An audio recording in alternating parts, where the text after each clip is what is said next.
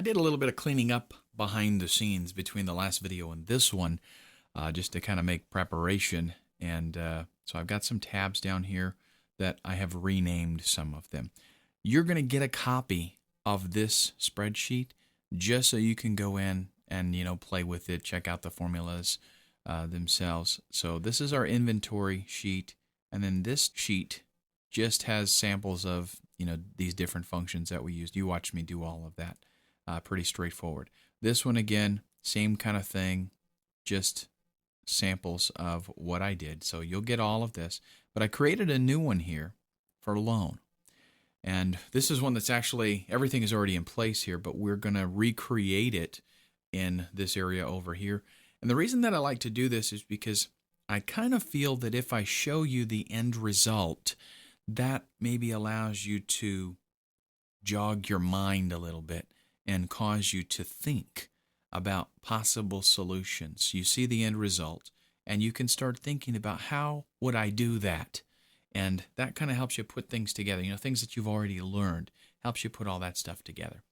But basically what we've got here is our loan amount. This is being pulled from our inventory sheet right over here. This is the total cost that it would take to buy all of this stuff. And the reason that we're pulling that is because that means I can go in here and I can play with these numbers. If my cost goes down on something, if I find out, I go to place the order and I find out that the acoustic guitar Martin D12 is not actually $9, it's $900, that updates everything. And when I go back to my loan value here, then it just shows me I've got all the new numbers there. Okay. And then I punch in my interest rate, the number of payments that I want to pay off this loan. It's going to tell me my monthly payment and the total amount that I'm going to be paying back. All right. And then we've got the total sales. If I sold all of that stuff, hopefully I'm going to sell it, pretty quick. But if I sold all of that stuff, then this is the amount of money I'm going to get. And my payback is, again, this is the total repay with the original loan, the principal, and the interest. And then this right here is how much profit or loss I'm going to incur.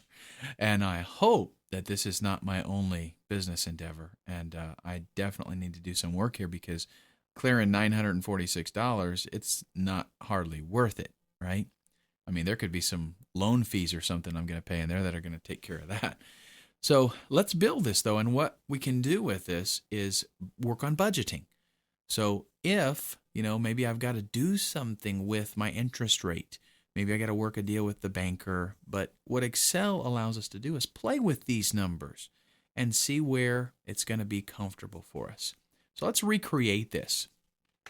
I'm going to real quick just loan amount, and I tell you what, I'm not going to type all that stuff again. Let's just go over here and grab it, Control C. And Control V and paste it there. Need to justify that one. And this one again, this is the loan amount. How much money do we need? Equals, go back to our inventory sheet, grab a hold of that there and hit enter. And boom, there is the amount of money that we need for this loan. Now we've got the interest rate. When you're going to do an interest rate, it's best to select percentage first before you format it as a percentage, before you even type there. And then let's do a 7, because if you don't, then it does something goofy. I'll show you. If we do 7 and then select that and then hit percentage, then it does 700%. You can go in and fix it again, but why bother? Do it right the first time, right? Number of payments, and we're going to assume that we're doing monthly payments here, and I'm going to do 12. And then what is our monthly payment going to be? This will utilize a pretty simple function, the payment function. And what it does is it takes a group of factors and it calculates the monthly payment for you. So PMT is the abbreviation for that. Opening parenthesis, what is our rate? I'm going to just click right there to grab that. It knows that that's a percentage, so everything's okay with that. And then the number of payments. That is going to be, of course, this right here. And another comma. What is a principal? That is this right here, the loan amount. And the other parameters are optional, and it turns out we don't need them. So we're going to close that. And there we go. That is our monthly payment, 12 monthly payments of $7,474.27 will pay back this loan with 7% interest rate. So our total repay, this is really simple, right? Equals the number of payments times the payment, right? And simple as that. That's the money that we are losing. Now, notice that this is in a negative number. Whenever you use the PMT, the payment function, the result is going to be negative like this, red and in parenthesis. And since we're doing math with that, Excel lets us know this is money that you're losing, buddy. So it makes it red, puts it in parentheses. Now, what about our sales? This is also going to be grabbed from, we'll do an equal sign, grab it from here, and hopefully we don't have any, put something on sale. Otherwise, we're going to lose a whole bunch of money here. We're going to have to sell everything at the retail price that we have determined to sell it at. Now, that might not be, just as an aside here, that might not be the manufacturer's suggested retail price. Their retail price for this guitar might be $1,800, but this is the retail price that we are going to sell it at. So that's the amount of money that we're supposed to make from the deal. So our loan with interest, okay, the amount, again, that we're going to pay, we're just going to bring a copy of that down here just for reference so we've got the numbers next to each other. I don't absolutely need this because it's the same number in my arithmetic here. In my formula, I could use this version. But just to kind of keep things grouped together for me, I've duplicated it.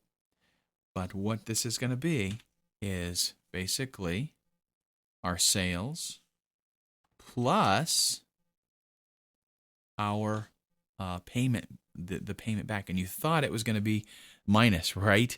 But it's not, because this is already displayed as a negative number. Let's hit enter. There we go.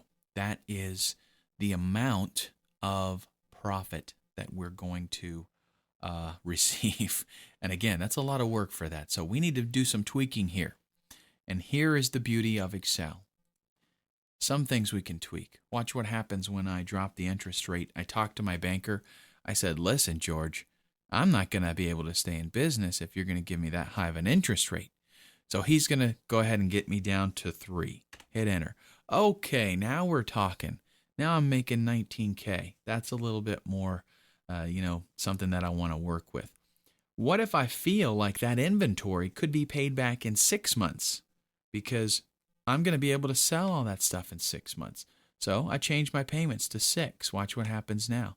I make almost another $5,000 because my monthly payment has gone up, sure, but I'm paying a lot less on the interest.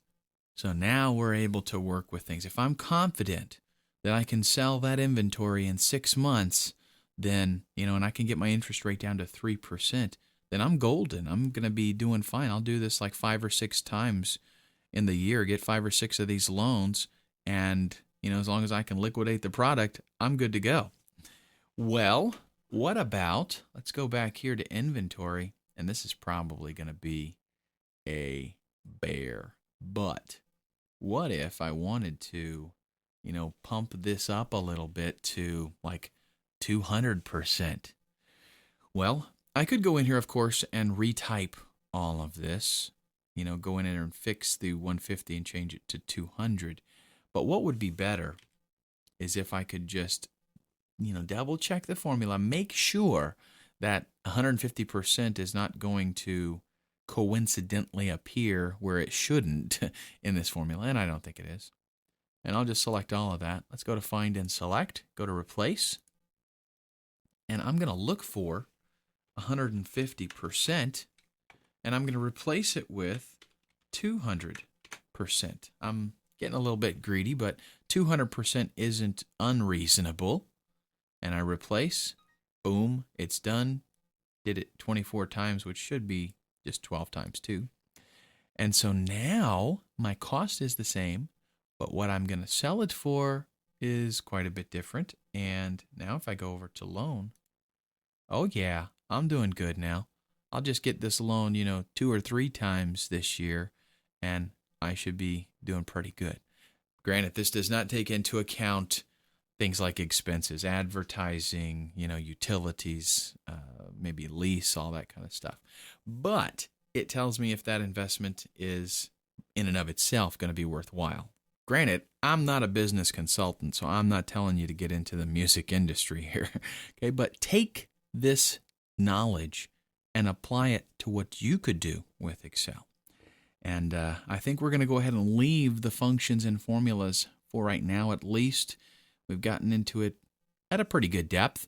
And if you have any confusion with that, just go back, watch the videos. That's the beauty of this. These videos are yours to review as many times as you want.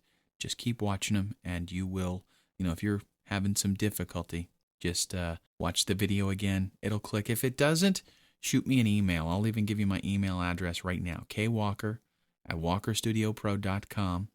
And if you have any difficulty with functions, formulas, anything like that, you just send me an email. As one of my customers, you get immediate access to me, okay? So if you have any problems, you just email me and I'll help you out.